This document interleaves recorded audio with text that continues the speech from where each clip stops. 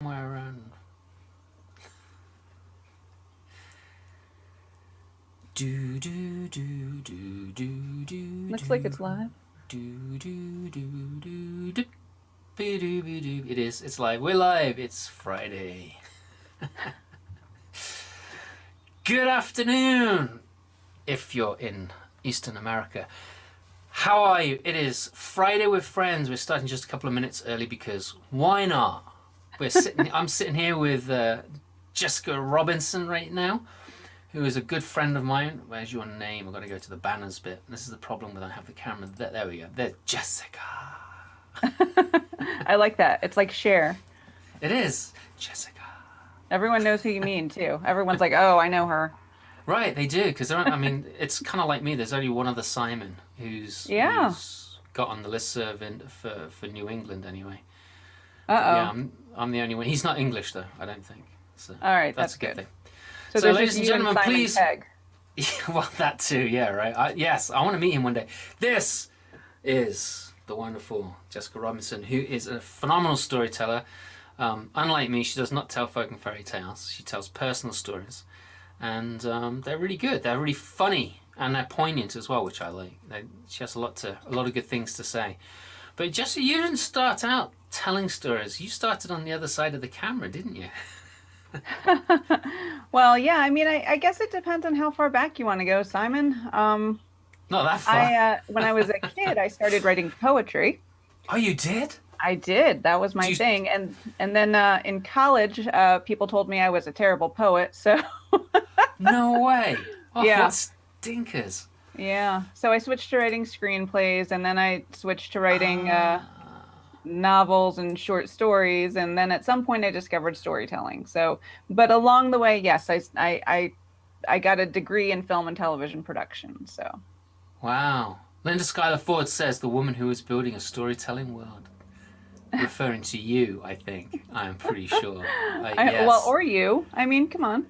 I could be the woman who's building a storytelling world. Hi, Linda. And there's Kristen. Yay! I see you're so stoked, starting with a chinwag early. Yeah, we did. We're sneaky like that. We've been talking together for like 3 hours, Kristen. I know. So we thought we better get this show started. Otherwise, we're not going to have anything to talk about by the time the show comes on. And there's Jane. Yay! Hi, Jane. How you doing? So it's good. If you're listening and you're not putting your name up there, you can also put your name up there and say hi to us. We'd love to know where you're from as well, because if you're somewhere that's not normal, what does that even mean? If you're somewhere that's not normal, then tell us where not normal is. Yes. I'm in my bathroom right now, taking a shower.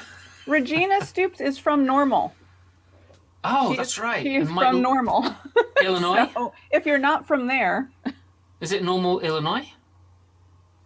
Because there's a Normal in Illinois as well, because Mike Lockett is from Normal, because he calls himself the Normal storyteller. I'm going to sound like such an elitist, but it's Normal somewhere in the middle of the country. Well, that would be Illinois, kind of, right? Why is that elitist? Because I'm an East Coast elitist. I've only ever lived on the East Coast. It's the East Coast and the West Coast. We're all snobs. So. Well, speak for yourself, dear. I'm just yes. What is it? What is it? What is it? Oh shoot! I think it was Bottle Shocked. It was a movie with Rick. Yes. And one Alan of Rickman. Alan Rickman, yeah. And one of my favorite ever quotes about British people was when he walks into this guy in America, this guy's office in America, and he turns around and he says, "You might think that I'm stuck up and snobbish, but I'm not. I'm just British." I was like, yes, that's it. We're just British. That explains so much. It does, doesn't it? What's happening with your picture? Your picture's flickering. I don't know. That was crazy. It is. All right. So Tim Moret, yes, we are on. Hello, this thing is on. I love his face. I love his pictures. He's such a good guy. I like that guy. I don't know why I like him, but I do. We don't really know each other, but I like him. And Jack, that's your guy, isn't it? Yeah. Don't tell his wife, though. Okay, all right. Shh. Top secret. Don't tell her. Okay, all right. Hi, Jack. My guy. Yeah, hi, Jack. So Tim is he's tuning in to watch Wells. Because Tim's on the West Coast. He is, He's in yes. California. Yeah. I was hoping to see him actually last year, but I discovered that California is rather a large state, and he wasn't in the. I was in LA, and he's on the other fancy part. So, Yeah, yeah. They trick you like that. Too. They do. I was like, I'll see you, and he's like, well, it's about a 4-hour drive, and I was like, maybe not. But next time I go out to California, I'm going to go out with enough time that I can visit all my San Francisco type friends and also the LA crowd, because I really. Have you ever been out to LA? Yes, I've been to LA and San Francisco. Yeah. Well, of course, because you're in the film business. Did you live there though? No. Just visited both times. Yeah. And was that when you were filming or? No. I worked in New York City when I was in the film industry. So yeah, So it's you the really cooler East Coast film industry. It's where all the independent movies get made. Right. That don't pay that well. But they make better movies, right? Yes, it's all things that are worth doing don't pay well. Yes. That's today's lesson, boys and girls. Yes. Yes, it is. Hi, Misty. Sorry, Misty's there too. Yeah, I did pop her up actually. And Kevin Cordy is here too. Seems like a rich day for play and talk. Send hello to Simon. Thank you, Kevin. It's good to have you here. Kevin's Kevin going to knows be coming something along. about play. He does. He knows a lot about play. When are you gonna? Are you doing one of his things? One of I his don't know. debuts? Ask Kevin. Kevin. I just got an email from him today, so I will write him about that. Actually. Okay. Yeah. So Yeah. Maybe. That should be fun. Oh, Megan Wells is here too. Yay! Wow. Hello, Jessica and Simon. I love that picture of her. Such a good picture of her. Anyway. Yeah, she takes good photos. There's like I don't think there's any pictures of her I don't like. So you keep you've got a stash of them, do you? I actually do, because she's in our April 8th show. So yes, I have a stash of photos of Megan Wells sitting on my computer. Excellent. All right, so if anybody needs a picture of Megan Wells, you can go to Jessica if you don't want to be creepy with Megan. Dear. So what are you up to these days? I mean, you got the kids at home because they're not back at school yet, right? No, well, right, yes. It depends on what you mean. They're physically at home, but in school. So yes, they're not back at school. So Right. for one more day, and then it's spring break. That's right. Because Yeah. your spring break is the same as ours. This is it. This is the last day. Yeah. I know. So you're heading down to Florida? Yes. We're going to Fort Lauderdale. We're going to get wasted. Lots of wet T-shirt contests. There That's you what go. we do every spring break. So why With should your this be any kids. different? Right, Yes. right. Dear. The only time I've been to Florida is to Mount Dora, and I don't think that's the kind of town where they do that sort of thing there. They seem. I've only been to Mount Dora virtually, so I would like to. That was this year. In the flesh, yeah. Yeah. It's a really nice little town. It really is, and the people there are really super as well. I liked the crowds down in Mount Dora a lot. It was a fun festival to be part of. Yeah. You can have me back anytime. I don't think they're watching. they might not be. It's true. And you should have Jessica as well, because Jessica's a really good storyteller. Everyone out there, yeah, she's really good. I like her a lot. I agree. Yeah, so it was kind of funny when COVID started a year ago. I think you and I were one of the first to start putting stuff out there about going virtual and all that, and yeah, offering tips and stuff on how to do things. I think I just have to interject. I think it's funny because Claire and Regina and Sheila Arnold are all always saying like, "Oh, we were the first ones to put this stuff out there," and and I'm like, I think, and then you're like, "We're one of the first ones to put stuff out there," and I think we were all pioneers. I think we were. We are. The sun's coming out now, so I got to turn. There we go. Oh yeah. Not too dark. There we go. Just like my coffee. Yes. Not too dark, not too light. Yeah. There you go. Oh, hang on. We got to look up someone. Misty says, be sure to look up storyteller Susie Hammer. If you go to Fort Lauderdale, your kids will love her. I know you're being facetious, but just tuck that away for later. She's a really good storyteller. What kind of stories does she tell, Misty? Thank you, Misty. Never heard her tell a folk tale. Will you? Oh, so I think she's talking to you now. Have you ever told folk tales? I have in Sunday school.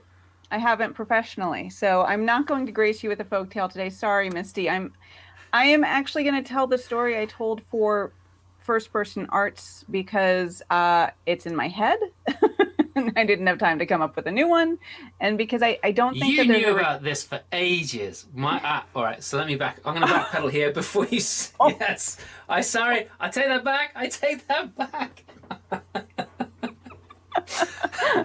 So I got in touch with her 2 weeks ago, which was the week before the massive women's festival. So Jessica was kind of tied up with that. So how did that go? Yeah, it was all right. You know, it was okay. No, it was amazing and successful. I'm going to give you here's a free story. I didn't even prepare this one, but so we did everything different for the festival. So our normal shows we just basically do on Zoom. It's I do a PowerPoint. We have people log in through a Zoom webinar. But for the festival, we knew we'd get over 100 people, and I was, and I wanted to make it look a little bit shinier than our normal show. So Claire and Regina, who run 6 Feet Apart Productions, their tech guru, Mark, he agreed to help me figure out how to do OBS, OBS as he calls it.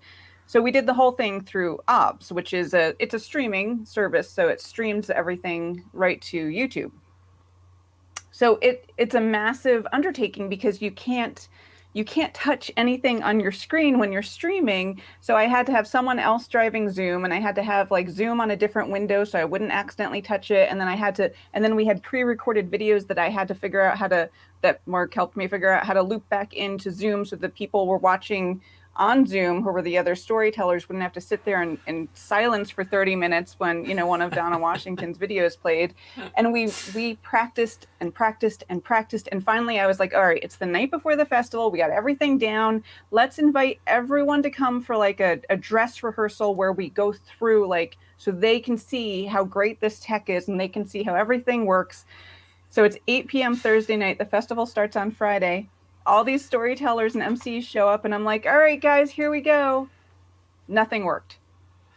Oh, no way. It didn't work at all.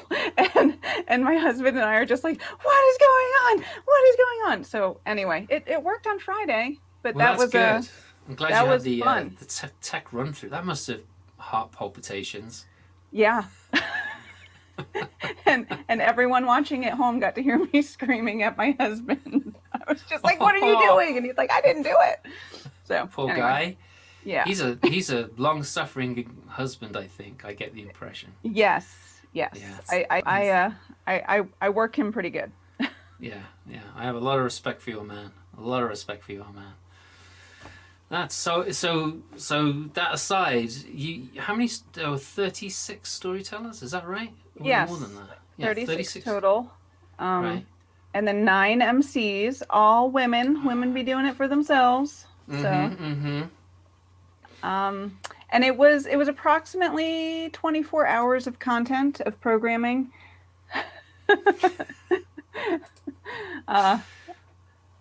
Anne said that we asked her to leave before the screaming started. Yes, I saw that. I'm pretty sure a few of you guys were just sitting there with your screens off. Spooning it in. But yeah, I that's a lot.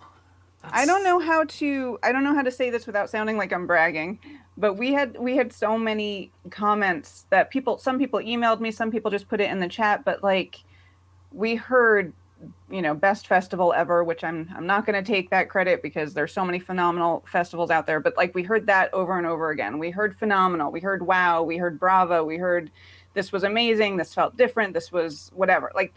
I really truly believe that the festival was an amazing experience, not only for the audience, but also for the storytellers who participated, because they told me so. So I'm going to choose to believe them. You should, absolutely. That's really cool. And this is the second year you've done it, right? Yeah, my timing's been great. So So last year it was literally 2 days before everything shut down. And this year we knew this year to just be virtual and not to try to do it, live. So right. And how many storytellers did you have at the live event, the in-person event? oh gosh, about 20 roughly, give or take. So It was smaller. but Um it's still a lot of people. yeah, I mean maybe 18. I'd have to go back and look.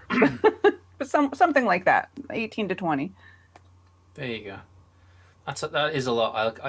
I'm impressed that you did that. All right, so people are telling. Some people have commented that we can see your screen on your camera, and it's like, yeah, that's because I'm playing around with the settings so I don't burn out or get too dark, and I'm just going to set it on auto and let it do whatever it needs to do because I'm fed up with fiddling with it.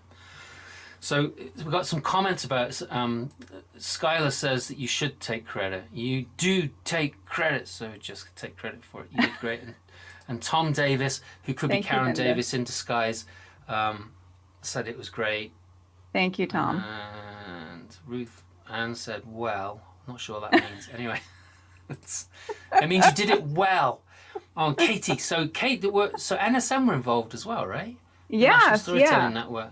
So was Katie helping you? Was she like one of the Yes, techie people in the I put the background? chair of the National Storytelling Network to work because that's just how I do things. Yes, Katie helped enormously, and the NSN helped enormously. So it was a lot of fun, and they had a story slam, which was that was the best part for me because I didn't have to do anything. I just had to sit there and watch them run something.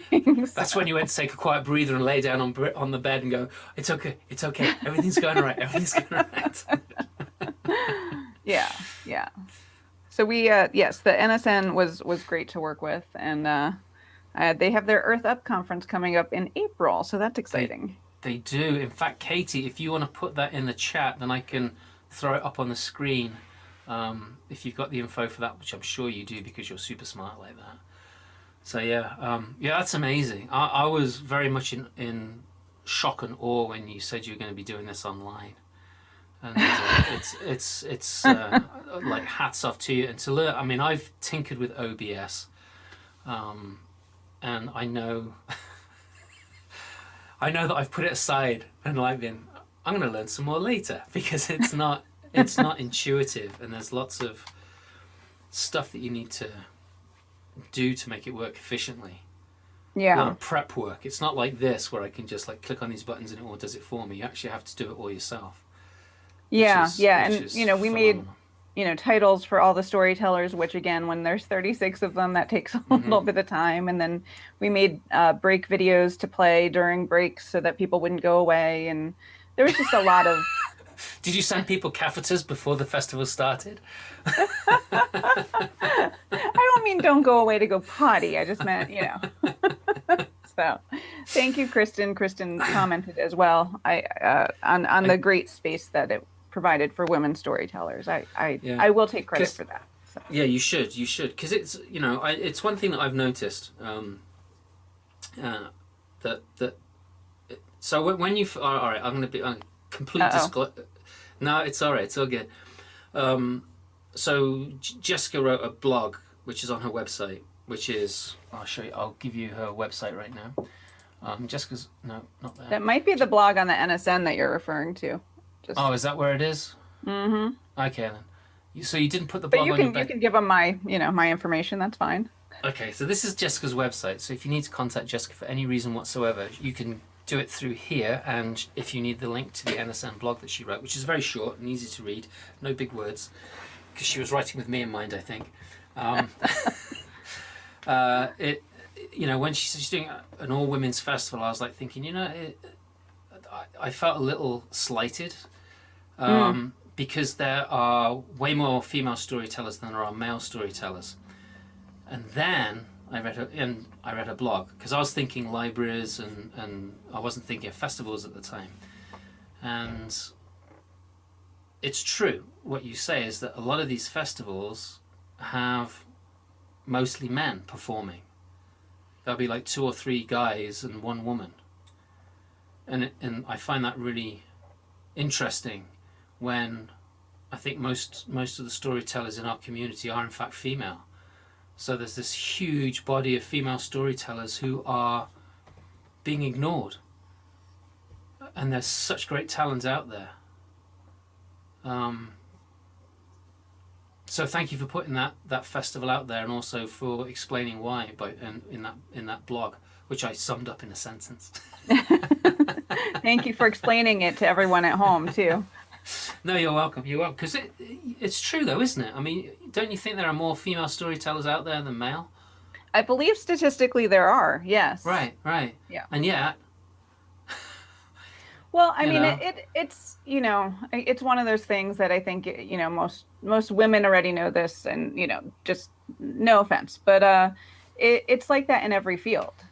It's just, women voiceover artists don't get as much work as male voiceover artists, and women actors don't get the juicy roles that men get. And part of that is society. We don't, in our society, we don't think of women as the voice of authority. We don't think of women as the professionals who need to earn a living. There's a lot of inequity in our society, and it's across the board in every career. But yes, as far as professional storytellers, it's almost like storytelling is like nursing or being a preschool teacher or any of those other jobs that women just do because we love them. Right. And not because we need the money or, yeah. Right. There's another point. I'm just looking at some of these comments which are coming in. Simon, you can run the fellas' night at the next. Oh, well, there you go. Should we do a fellas' night? You guys can all be smoking cigars and drinking brandy in the other room. Yes, we can have a breakout room. There'll be a tiny shed. If it's in person. Man cave. The shed will be the man cave, and all 3 guys can go there, and we can smoke our cigars and commiserate, cry into our beer or whatever. Speak it and thank you. Yes, Simon, I nominate. What is it? Oh, hang on. I nominate you to run the. Oh, I just did that. What's going on with my thing? Uh-oh.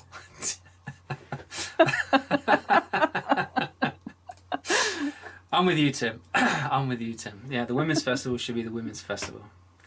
But yeah, it's and the whole thing about pay as well. It's like storytelling it's people don't value it. They really don't. You know. And it's especially nowadays, and it's really hard to get the work to pay the bills. I mean, when I first started doing it, professionally, over 15 years, like 18 years ago, when I started professionally, people were getting paid good money. And then everything crashed, and, people didn't have the money anymore, so everyone dropped their rates, and I think it was just getting back to where it was 15 years ago, and now it's all crashed again. It's like, what did Rachel say? Rachel Hedman, there can be more women storytellers, though sometimes men are more... Yeah, that's what we're talking about, yeah. The men are the more featured versus the community tellers, at least, yes. I totally believe that is true. Kristen again. Well said. Most of the time, men are yes, yeah, that's right. That's what I'm talking about. It's what I mentioned. It's like you look at these pictures of the festivals, and there's like 3 guys and a gal, Yeah, and it's it's like that in general with diversity. So I'm not gonna Yes, I'm not gonna solve everything, but it's we're not. We just need diversity in general. So yeah, we do. Have you got a story for us talking about storytelling festivals and stuff? I suppose. Yeah. Did you actually tell? You didn't tell at the storytelling festival this last weekend, did you? I did. I told one story. It was pre-recorded, so which is good because I was like a sweaty mess on Friday night, and I was like, ah! So if I had tried to then figure out how to turn my camera on, I think I would have just broken down and sobbed. So yeah. Did you want me to tell you a story? Is this the segue into that? Way to be smooth. I just want to know, is that what we're doing here? Is this your prompt to get me to tell a story? Yes, that's exactly what it is. All right. Yeah, I got to do my vocal warm-up. Okay, while you're doing a vocal warm-up, I'll explain how unsubtle that Jessica really is. People think I'm subtle, Simon. It's just you. Anyway, ladies and gentlemen, please give a big round of applause for Jessica. All right, so I don't normally give a disclosure or a disclaimer, but I do know some people watching came to see me tell this story like a month and a half ago, and I don't normally like to repeat stories, but I'm gonna anyway. So just, you can put that little thing at the bottom, Simon, and tell them, when it's safe to come back. All right, I will. Look at my face. What do you think it's worth? I can give you an exact amount. I had it appraised once. I was 23 years old. I was working in New York City, and despite the glamorous lifestyle of anyone who works in New York City, I never wore makeup. I dressed in jeans and a t-shirt every day, and I never had my hair professionally cut. Partly because I was broke, and mostly because I was so sick of the constant catcalls that I did whatever I could to minimize the amount of attention I drew to myself. I was working as a production assistant in the feature film industry, and I had just been sent on a run by the wardrobe department to pick up some suits for Norman Reedus. I had them, and they were so big I had to hold them over my head to keep them from dragging on the ground. I was standing on the corner of 5th Avenue and 60th Street on the Central Park side. I was waiting for the light to change so I could cross over to catch the N and the R. It was winter, and I was looking around thinking how weirdly empty it was. There didn't seem to be any other cars or people around. So it was somewhat ironic that once I did start walking across 5th Avenue, a car seemed to come out of nowhere, a New York City cab, and it looked like it was heading right toward me. In fact, I just had time to think, he's going to hit me. When I opened my eyes, my face was inches from the pavement, and this pool of blood was rapidly expanding, and there was this waterfall of blood just pouring into it, and someone was screaming. It was like a scene from a war movie. And then this passerby, this pedestrian, another person I hadn't seen, he came up to me and he put his hand on my shoulder, and when I looked up at him, I stopped screaming. He stayed with me until the cops came, and they stayed with me until the ambulance came, and they took me to a New York City hospital emergency room, which was not as bad as I would have imagined it would be. There were maybe only 12 other people in the beds around me. The nurse pulled the curtains closed, so I couldn't see the people, but I could still hear them. And then she sort of rolled me this way and that to get me out of my clothes and into one of those thin hospital gowns, and then she covered me with one of those useless hospital sheets. And then she set to work on my head. Now, I couldn't feel anything. Everything was numb, but it seemed like she was cleaning out a wound, and then she left me with this sort of hazmat suit over the top of my head. I had one of those neck braces on, and I was terrified that the reason I couldn't feel anything was that I was paralyzed. The nurse came back with a bowl, a lovely silver bowl, which she put under my butt, and she said, "All right, we're going to need a urine sample before we can give you an x-ray." And I said, "Oh, well, there's no concern about pregnancy because I'm still a virgin." And she said, "That's great, dear. We still need a urine sample." And then she stood there waiting, and I was thinking about all those people that I could hear and how they could hear me, and there was this nurse watching me, and I couldn't do it, even though I really, really wanted to find out if my neck was broken. So I said, I'm going to need a little bit more time. And she said, all right, I'll come back later. And as I lay there, worried about the state of my ability to ever walk again, waiting to try to go to the bathroom, this doctor came up and started talking to me. And I was still thinking about my back. So it took me a while to catch up because he was talking about my face. He said, now we could sew you up here in the emergency room. We can take care of that for you. You're going to have a scar either way. But we happen to have the finest vascular surgeon in the country on staff right here at this hospital. Now, she's in surgery at the moment, but I took the liberty of speaking with her, and she's agreed to squeeze you into her schedule at the end of the day. That is, of course, if you're willing to wait. Now, even with everything going on, I still had my wits about me enough to respond, well, gee, I mean, I got to check my schedule. No, you know what? Actually, I think it's opened up. So yeah, I can wait. And he had no sense of humor. So he just responded, great. And then he said, now, do you have a lawyer? And I had my wits about me enough to say, I'm 23 and broke, so no, we don't have a lawyer on staff. And he had no sense of humor, so he just said, great. And he handed me a business card. And he said, call my guy. He'll take good care of you. And then he walked off, his job apparently done, leaving me holding this business card and trying to figure out where the pockets were on my hospital gown. The nurse came by a little while later and she took the business card and she put it with my personal effects and she said, all right, are you ready to pee? And I said, I don't think I can do it. And she said, all right, I'll go get the stuff for the catheter.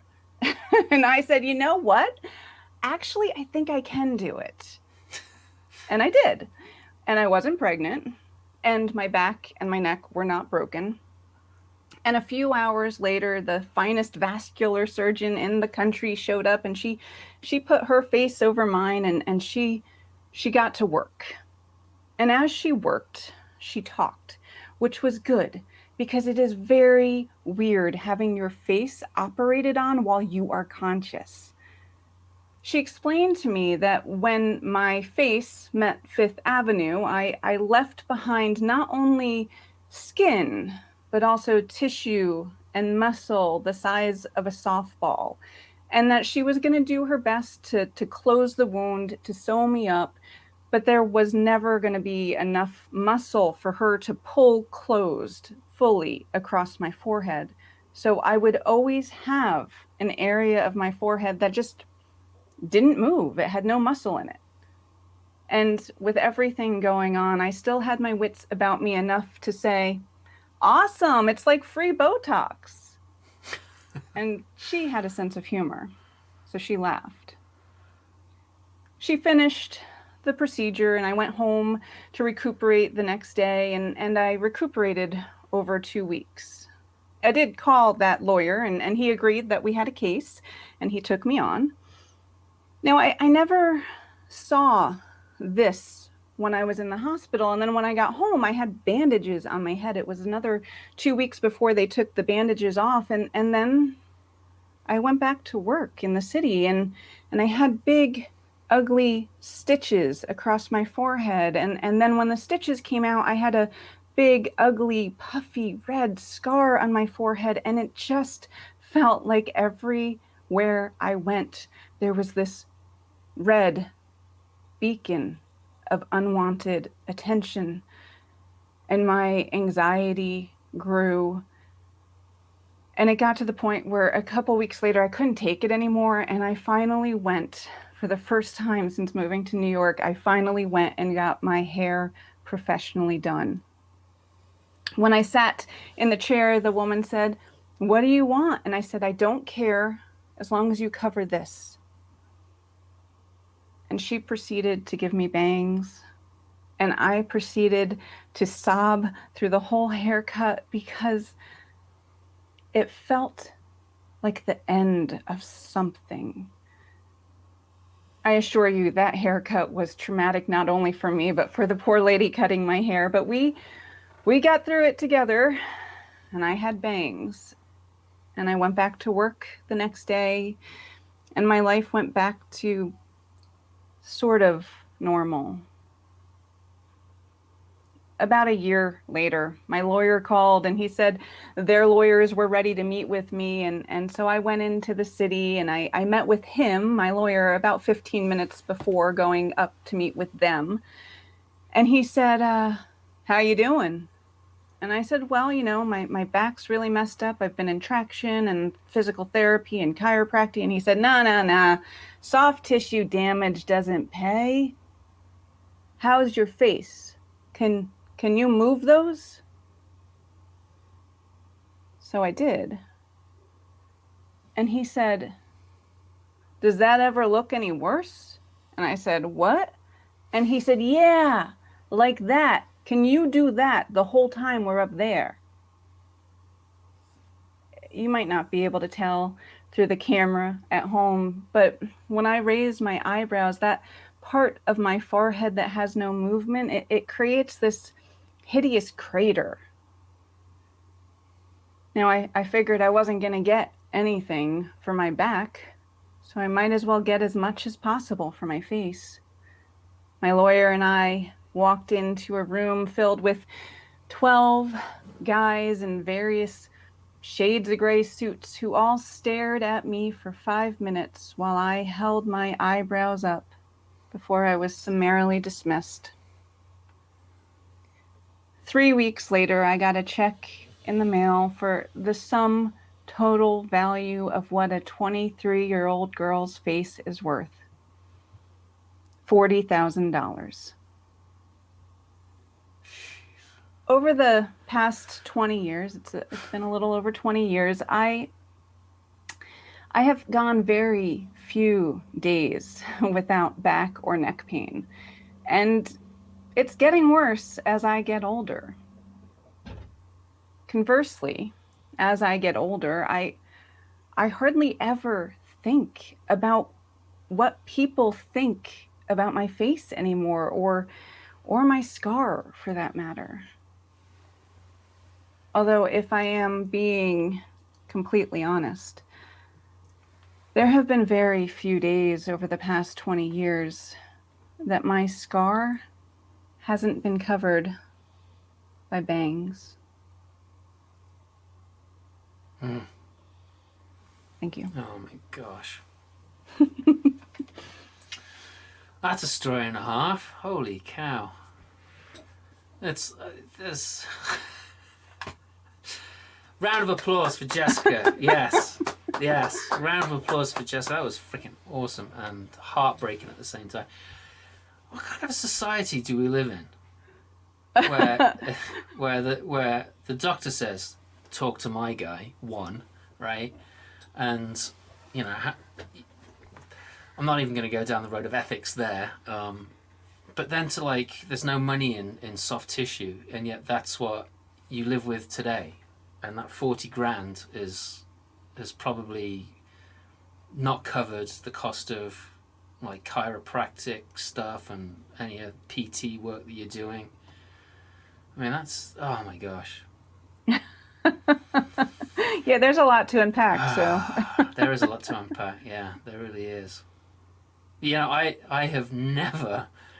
I mean, you and I don't hang out that often, but we've hung out a fair bit together, right? And I have never noticed that crater, as you called it, on your forehead. And it's not because of the bangs, because you've had your hair tied back before, and I've seen that in pictures and everything. So it's, yeah, wow. What, jeez, woof. Is anyone else left speechless, or is it just me about this? This is nuts. So let's look at some of the comments. Clap, clap, clap. Oh, Alan's here, so we can start now. Thanks, Alan. Tim loved it. Misty liked it, but not as much as Tim. She only gave you 2 hand claps. Well, Misty saw it already, so. Okay, so she's already seen. So it would have been 4 hand claps before. Yeah, it's just the first 2 now. time. Yes. Thank you, Katie. Yeah, I love Kate. Honesty and vulnerability is really, really good. Thanks, Nina, for being here. Thanks for applauding. Super brave. Yes, it is super Hi, Lisa. brave. Thank you, so many Jane. wonderful comments here. Renee Kimray, powerful story. My first time hearing it. Oh, love. Yeah, isn't she a good storyteller? She really is. I like her a lot. Thank you, Renee. Yeah, it makes us consider what we value in the world. Well told will impact long after. Yeah, I know, right? I'm going to be thinking about that for a few weeks. Thank you, Kevin. And then Skylar, Jessica Wisdom, art, heartbreaking, yes, speaks volumes of the healthcare legal system and our priorities. Yes, it does, doesn't it? There's Thanks, Jack. Cindy. Breathtaking, what a story. He's heard it once or twice, hasn't he? I don't know, actually. That might be Really? one he hasn't heard. Oh, Mo Mo. missed the story. Oh, Mo, come on. Get with the program. Dear. Jolly good grief. Yes. Thank you, yes. Jack. We'll sell the story to you afterwards for $40,000. There you go. It's worth at least that. It is. It is. Dealing with the VA. Just skimming over the major damage. Oh, Jack said he hasn't heard that story before. Nope. There you go. You're welcome, right. Jack. It's your birthday present. Got off light there. Oh, and Papa Joe's here too. Yay. Hey, Papa Joe. He said that was beautifully told. Do you know Papa Joe? Thank you, Papa Joe. I know him through this virtual world. Yeah, a little bit. Yeah. So he's my guy. He's a super nice guy. He's one of my besties. he just had a birthday too. Yes, he did. He did. Yeah, he's in warmer climate than we are. Well, you're probably all right where you are in DC, right? Or that Well, Virginia it's not area. snowing. It's it's like 70 degrees, so it's not really that nice. Well, good for you. So I have to say, I have no idea who Norman Reddis was until I looked him up. Oh. And for those of you who also don't know who he is, you will recognize this face because it's a very recognizable face. He went on to be on The Walking Dead. At the time, he was newly starting to act after having been a model. He was a model? He was a model. I know. Well, What kind of? Well, there are models for everything. So maybe he was a hand model. No, you know what? I think he was like one of those Calvin Klein kind of, he has like that kind of a, anyway. Vibe, yeah. Like the cool, the anti-hero vibe, right? Yeah. Yeah, I totally get that. That was an amazing story. All your stories are really good. I like yours. Oh, what did Rachel say? Thank you. Hang on. Somebody said something else. You told us down in the best way it could be told, yes. And thank you, Rachel. Thank you, Misty. not only a festival, but a compelling teller as well. Yes, she is. I would have to say not that only a mogul who is just raking it in. 20 years ago, I would imagine that money's long gone by now. Yeah. You have 2 kids. As soon as you have 2 kids, it's like kiss goodbye to any kind of money Yeah. that might be in the bank account. Ah, dear. I love my kids. They're great. In fact, I'm going to go and pick up my son this afternoon, so I'm all excited about that. And the weather's changing because it was pouring down with rain earlier. I thought I was going to be driving up to Maine in the pouring rain, and now the sun's out, there's a breeze. I might have the windows open, have the wind ruffling through my hair. I can pretend to be a model. Oh. So what else is going on in your world, my dear? What What are you looking at down there? Are you texting someone while we're talking, or you're picking your nails or something? What are you doing? I'm nervously fidgeting with a lens cleaner. Yeah. Okay. I'll stop now. Why are you nervous?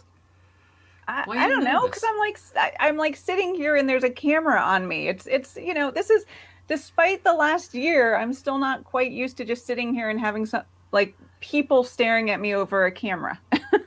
I suppose, especially after a story like that, when people are like, I can't see it. Why doesn't she move her hair? Yes. Yeah. Yeah. It doesn't nervous. pick up well on the camera. So, there you go. Yeah. So what else is going on in your world? I mean, so this week you're going to take off, right? I'm assuming.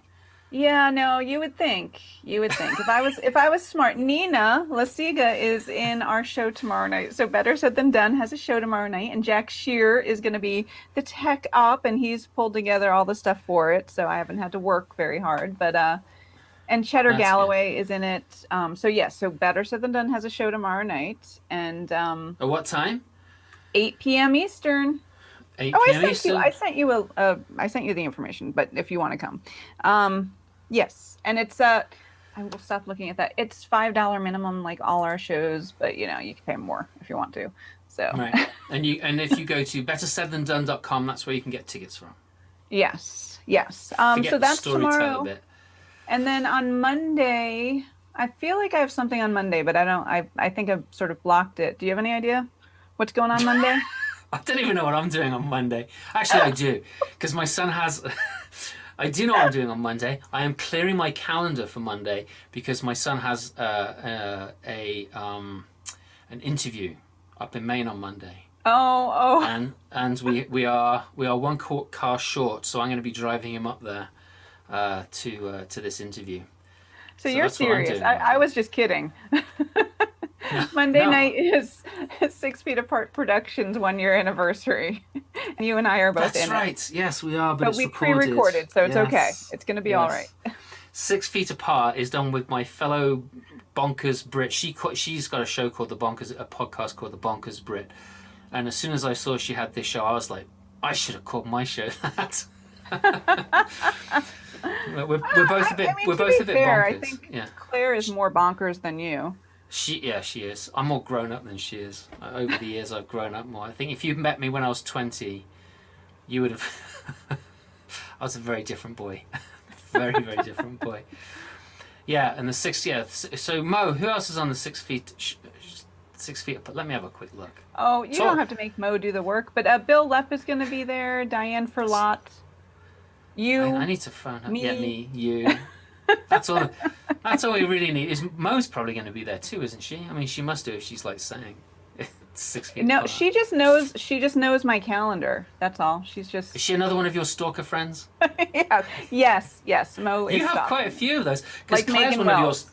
Megan Wells, right? And no, you're her stalker. But yeah, Claire, she's one of your stalkers as well, isn't she? Yes. Hennessy. Yes. Yeah, she is. definitely She's is. my number one stalker. She is your number one stalker. I know. You Yeah. two get. It'll be kind of interesting to have a show with the two of you together. Oh. You wouldn't get to talk. You realize that. And that would be fine. I would just have to sit back and watch you two go off. It would be kind of fun. Just get your bowl of popcorn. Yes. Oh, Rachel Hedman has given the show information. So if you aren't able to click on that link and open it up, then I apologise for that.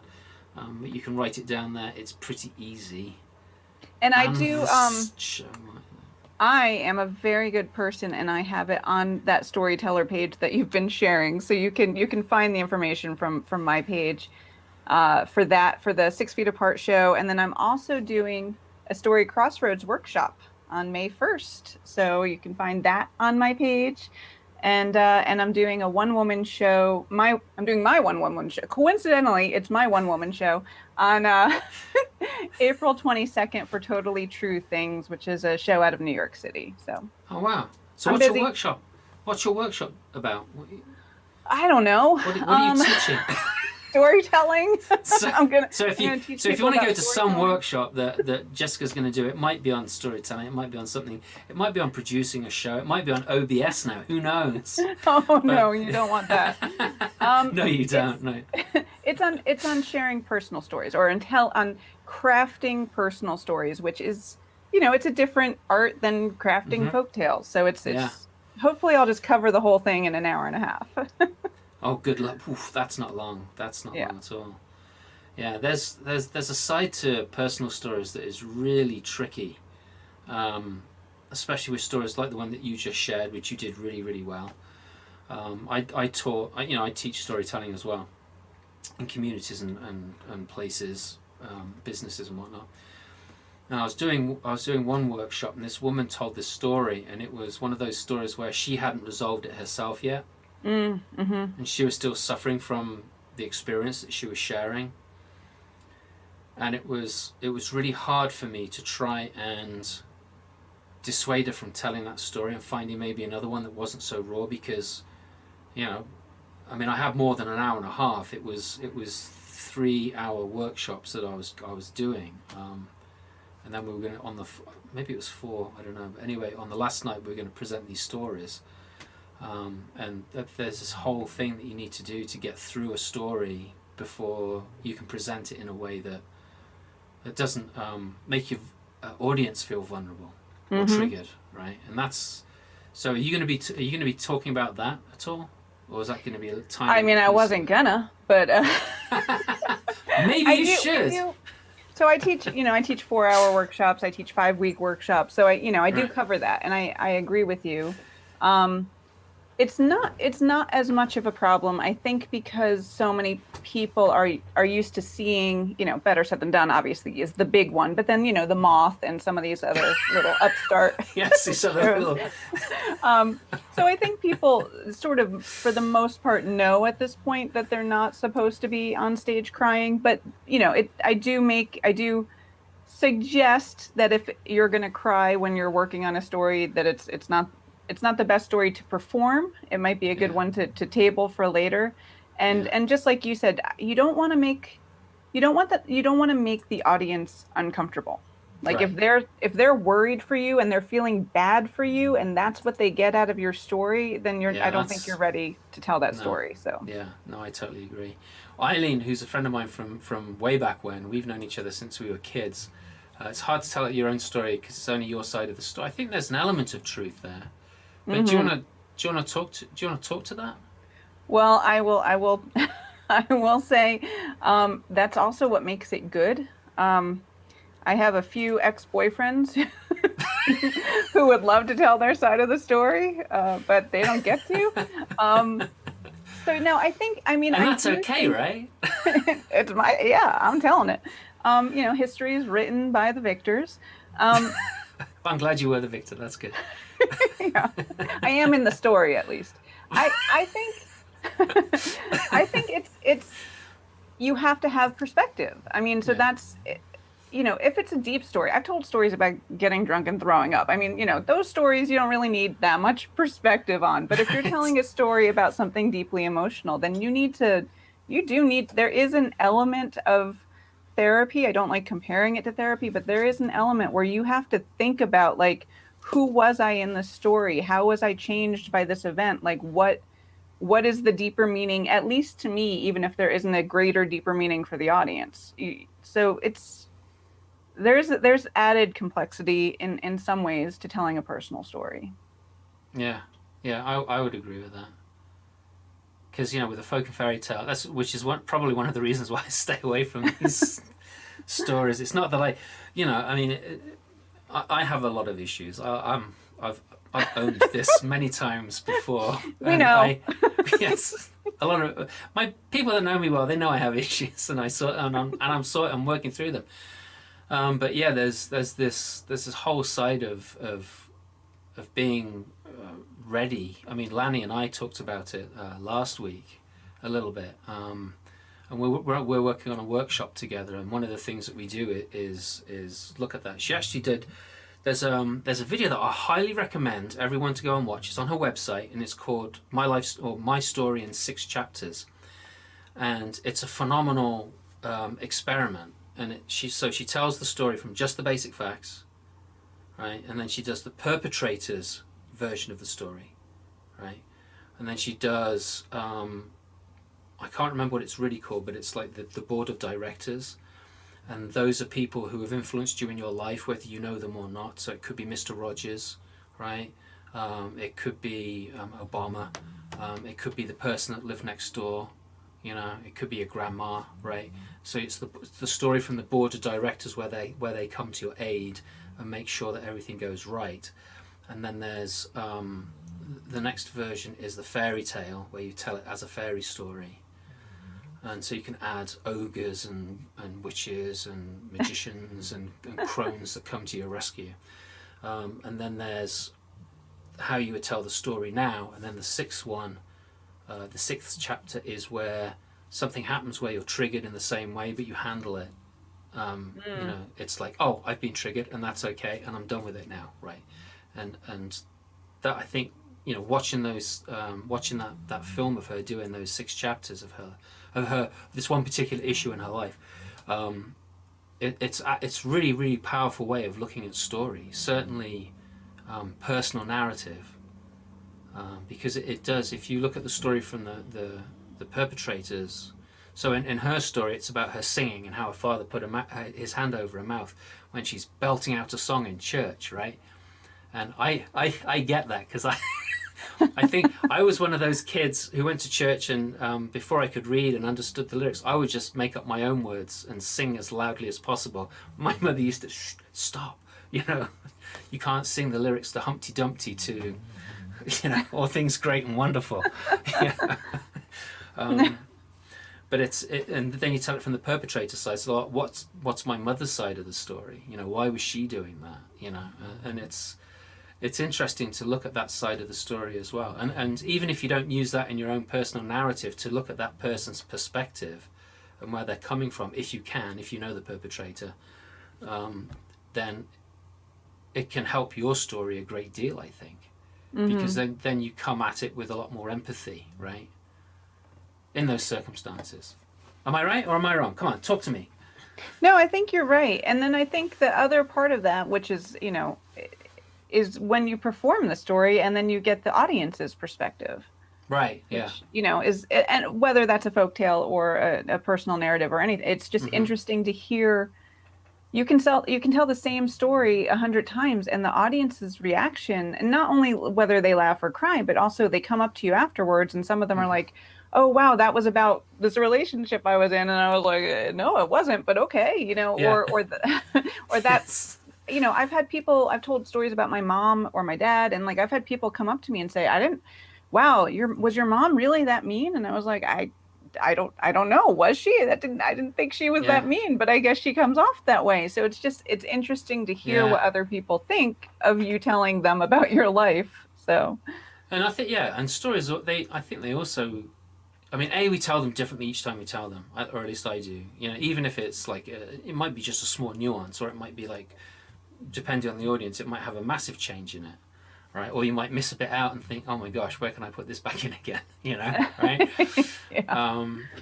And so you bring something different to the story every time you tell it, and that depends on how you're feeling at that moment. And you might have an epiphany about the story right there and then on stage that comes out in the story that you've never had before, but also what the audience is going through at that particular time in their life, don't you think? I mean, yes. if they come to a show with in a certain mindset, frame of mind, they might hear that story in a very different way if they came to that same show and saw you perform the same story on a different night, and they're in a completely different mindset. Well, I think 2020 is the perfect example of that. Yes. We had so many shows where, you know, I had a story that was maybe a little bit funny, maybe a little bit poignant, and then something happened, because that happened a lot in 2020, and everyone was depressed, and then we'd show up, and instead of it being just a funny, silly story, it would turn into more of a like heart-wrenching story, you know. It just happens without even changing the story. It just feels different when you know, America is going through something. So America went through an awful lot in 2020. That's for sure. Mo's put a big comment down here. I'm gonna share that. What did Mo say? Mo says, "Every person brings their own story to our story, so they hear a different story when than the person next to them." That's true, and they certainly hear a different story from the one that we tell. I think that one of the most magical things about what we do. I totally agree with that. Mo. That's a nice comment. I wanted to mention before, we've moved on a little bit, but Miss Mo was on my mind. She told this wonderful mix of fairy tale and true story. And Anne Rutherford and Norm Brecky have done that, and I'm sure there are other people doing that. But I also really I love that intersection, and I want to see more of that. So I just wanted to mention that before I forget, that the mixing of folktale and personal story and tying them together in one story is to me it's a new trend, but I think it's brilliant. So yeah, I think there's a real craft to that too that's totally different from anything else, because I've seen, you know, the first time I saw Mo was January 2020, right, when we were at the Florida Storytelling Festival, and I fell in love with her work right there and then, and it was just like, oh my gosh, she's absolutely brilliant, and she's a fantastic human being as well, which, you know, that goes a long way. And to hear her stories and to see which stories she chooses to blend in with the personal narrative, I mean, that's a craft in and of itself, I think. And then the way that she chooses the breaks, because it's not like you tell this story, tell a folk story, and then you finish off the other story. The way that Mo does it is that she weaves the two together. So it's like personal narrative, folktale, personal narrative, folktale, personal narrative, folktale. And to find those breaks, those gaps that you want to, where the cogs are going to meet, kind of thing. The spokes of the wheel are going to join the chain, as it were. It's a phenomenal craft, and Mo is, despite the fact that she's like new on the scene. I'm doing this a lot today. I don't know why I'm doing it. Yeah. She gets some rabbit ears. Maybe it's because Easter's around the corner. I don't know. But Mo is one of the masters of that particular craft. I think personally. I mean, I've seen other people do it, but I don't think anyone, I just love what she does. And that's just, now, everyone has their own tastes, right? Not everybody likes Coca-Cola. Some people like Pepsi. So I like Mo Reynolds. I'll just say that. I like Mo Reynolds too. I like Mo Reynolds too. All right. Show of hands for everyone who loves Mo Reynolds and her stories. Jazz hands. Jazz hands. Woo. Yeah. Yeah, she's excellent. What time is it? Oh, gosh. It's an hour already.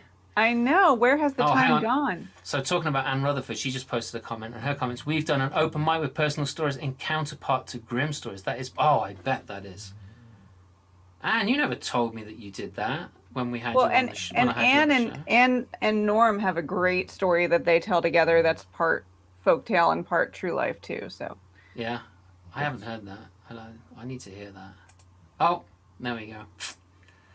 All right, so I have to take off and go and get my son who's up in Maine. Jessica, thank you so much for your time. Thank you so much for your knowledge. I love your knowledge. You're a knowledgeable person and a good human being too. Love your dry sense of humor, and the story was absolutely beautiful. Thanks everyone for being here. I really appreciate you all coming into. Hang on, I've got to remember to do this because I always forget to do this. Thanks for being here. Support your storyteller. Yes, support your storyteller. Thanks for being here. I know it means a lot to me that you come and join the show. And I know it bounces around sometimes, and we've been able to keep it at around about noon. 1 o'clock-ish recently. Jessica, you're freaking amazing. Thank you for coming and joining us. Round of applause, jazz hands for Jessica. Yay! Thank you, Simon. Thank you for this wonderful show. Honestly, I enjoy watching, and this has been so much fun. Good. I'm glad you enjoyed it. Thanks for being here. See you, everyone. Oh, next week. Who have I got next week? Oh, I've got to look at the calendar. Oh, darn it. Hold on a second. Don't go away. Oh, the numbers are dropping already. Maybe you want me to sing? Should I sing? Yes, do something. Yes, sing some. I'm just kidding. You don't want that, but I can do the alphabet. Who's coming next week? It's Izzy Abramson is coming next week. If you don't know who that is, you have to wait and find out. Thanks, everyone. Take care. Be safe. Have a fabulous weekend. Love you all. Bye.